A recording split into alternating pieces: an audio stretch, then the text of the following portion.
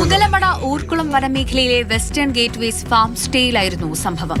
Farm stay ഉടമ പ്രഭുവിന്റെ അമ്മയുടെ തോട്ടത്തിലെ ജീവനക്കാരനായിരുന്നു വെള്ളയൻ.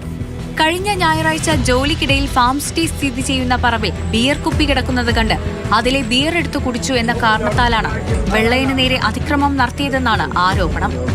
ഞായറാഴ്ച വൈകിട്ട് പൂട്ടിയിട്ട വെള്ളയനെ വ്യാഴാഴ്ച രാത്രിയോടെ മുതലമട പഞ്ചായത്ത് അംഗം കൽപ്പനാദേവിയുടെ നേതൃത്വത്തിൽ നാട്ടുകാരും പോലീസും ചേർന്ന് രക്ഷപ്പെടുത്തുകയായിരുന്നു.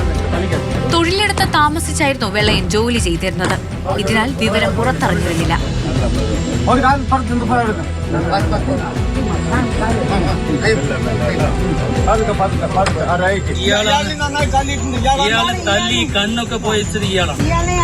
ഇത് വലിയൊരു സംഭവം തന്നെയാണ്. ഈ കേരളത്തിൽ തന്നെ നമ്മൾ ജീവിക്കുന്നോ എന്ന് നോക്കുമ്പോൾ ഞങ്ങളൊക്കെ സ്ത്രീകളാണ്. എങ്ങനെ നമ്മൾ നാട്ടിൽ നടക്കുന്നു ഓർക്കുമ്പോൾ ഇദ്ദേഹം ഒരു ആദിവാസിയാണ്.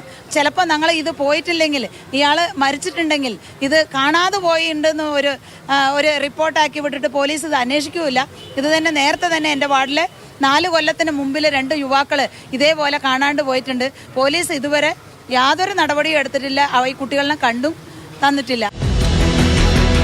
തുടക്കത്തിൽ കേസെടുക്കാൻ പോലീസ് എത്തിയില്ല എന്ന പരാതി ഉയർന്നെങ്കിലും വാർത്തയായതോടെ കൊല്ലംകോട് പോലീസ് പാലക്കാട് ജില്ലാ ആശുപത്രിയിലെത്തി വെള്ളയന്റെ മൊഴി രേഖപ്പെടുത്തി. വെസ്റ്റേൺ ഗേറ്റ്വേസ് ഉടമ പ്രഭു, അമ്മ രംഗനായിക എന്നിവരെ പ്രതിചേർത്ത് SC/ST അട്രോസിറ്റീസ് വകുപ്പ് പ്രകാരമാണ് കേസ്.